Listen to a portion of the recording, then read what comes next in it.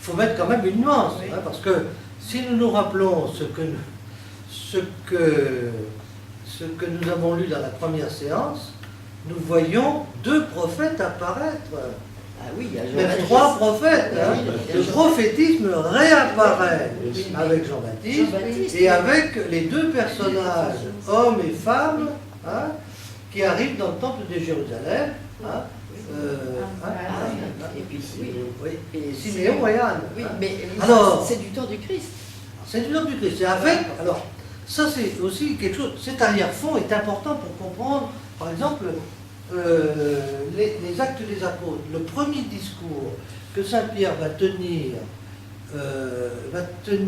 à la foule rassemblée, hein, devant le Cénacle, hein, il va leur dire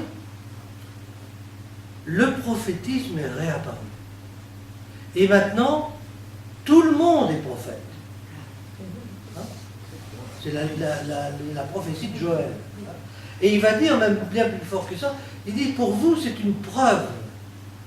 C'est une preuve du messianisme de Jésus, c'est qu'avec lui, le prophétisme est réapparu. Et n'importe qui, les enfants, les adultes, les vieillards, tout le monde peut prophétiser. Hein? Vous comprenez un peu, hein? Par le baptême, on est prophète. Ben oui, voilà. Et donc, il faut cet arrière-fond aussi pour comprendre le nombre de choses du Nouveau Testament. À quelle époque vous situez Mahomet? Alors au 7e siècle, hein, Ah oui, c'est plus tard. plus tard. Hein.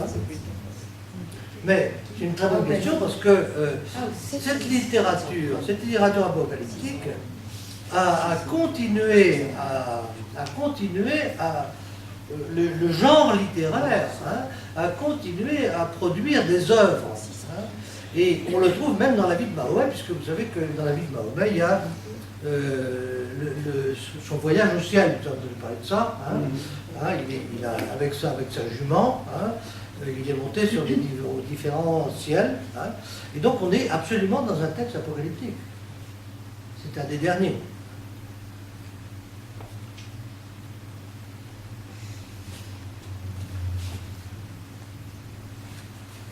Bon, on va se calmer.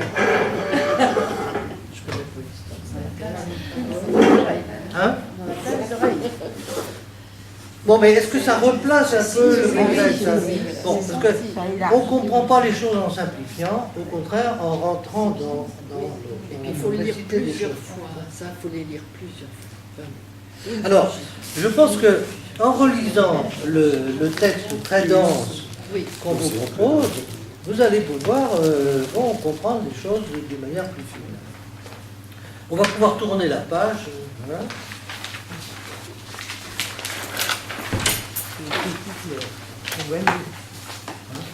Alors, qu'est-ce que j'ai mis sur la page, la deuxième page? La deuxième page, j'ai mis 3 colonnes. Et dans chacune des 3 colonnes, il y a aussi 3 colonnes. Et j'ai bien séparé les choses de manière à faire apparaître à gauche le texte de Saint Luc, au milieu, entre les 2 barres noires, le texte de Saint Marc, et à droite, le texte de Saint Matthieu. C'est ce qu'on appelle une présentation synoptique.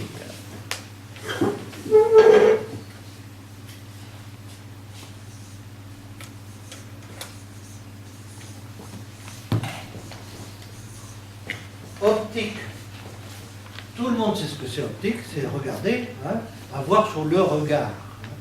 Et avoir sur le regard, signe, c'est-à-dire avec, tout ensemble.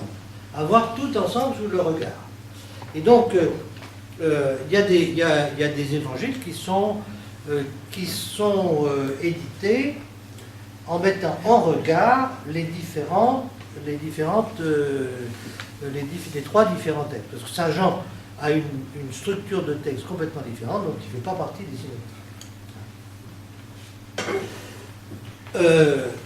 Il se trouve que, alors, évidemment, chacun des évangélistes a une optique théologique différente, et donc va arranger, remodeler le texte qu'il a reçu de la tradition pour l'intégrer à sa propre perspective. C'est pour ça que nous avons des variantes.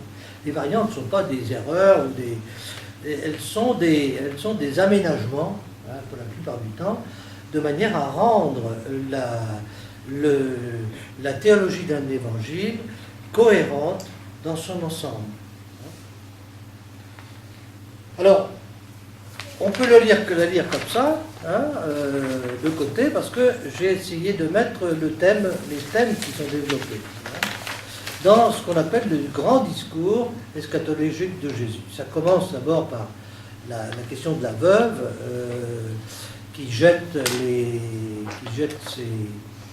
ses pièces dans le trésor, hein, et puis après il est question de la destruction du temple. Il est question ensuite de la persécution des disciples. Hein. Il est question aussi non seulement des persécutions dans la deuxième ligne, mais du salut final. Hein. Et puis on revient à la question de la détresse en Judée au moment du siège de Jérusalem. Hein. Et puis on élargit la perspective à propos des signes astraux de la parousie, c'est la fin du texte. Et on termine par une petite parabole qui est la parabole du figuier. Alors, j'ai lu dans le livre qu'on nous propose, hein, effectivement, deux clés importantes, c'est à la page 87, hein, l'unité du discours. Pour Jean, c'est relativement clair. Jésus remplace, c'est au début de la page 87, Jésus remplace le temple comme lieu de la présence de Dieu. C'est ce que j'ai essayé de dire à propos de la parousie. Voilà.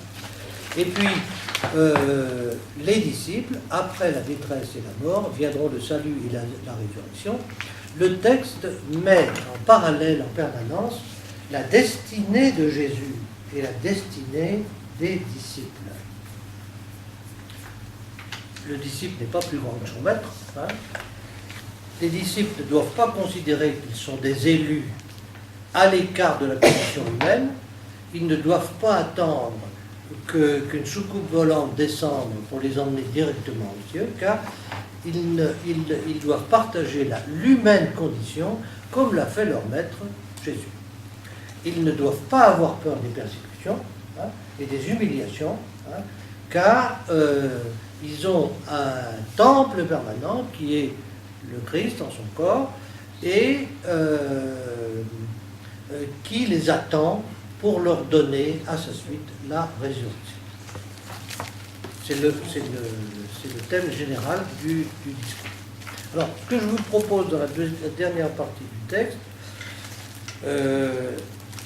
c'est que nous nous attachions peut-être au texte de Saint Luc. Hein. On va faire ce qu'on fait d'habitude, c'est-à-dire qu'on va faire une lecture lente et continue du texte, hein, en utilisant simplement le texte de la partie gauche, hein, du texte, hein, dans notre lecture publique.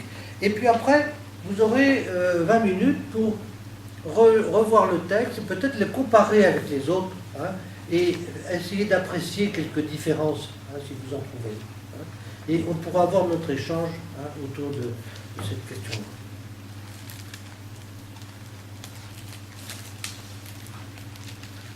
Donc on commence au chapitre 21, mais c'est moi qui vais commencer parce que je vais vous lire quelques versets qui précèdent ça et qui sont importants pour la suite. Donc je vais commencer par lire le chapitre 20 au verset 45. Je vais m'arrêter au début du chapitre 21 et je passerai la parole à mon voisin.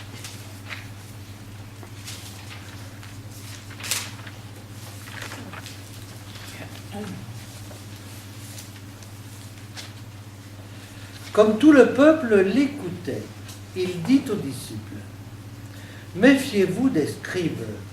qui se plaisent à circuler en longues robes et qui aiment à recevoir les salutations sur les places publiques, à occuper les premiers sièges dans les synagogues et les premiers divans dans les festins, et qui dévorent les biens des veuves, tout en affectant de faire de longues prières, ils subiront cela une condamnation plus sévère.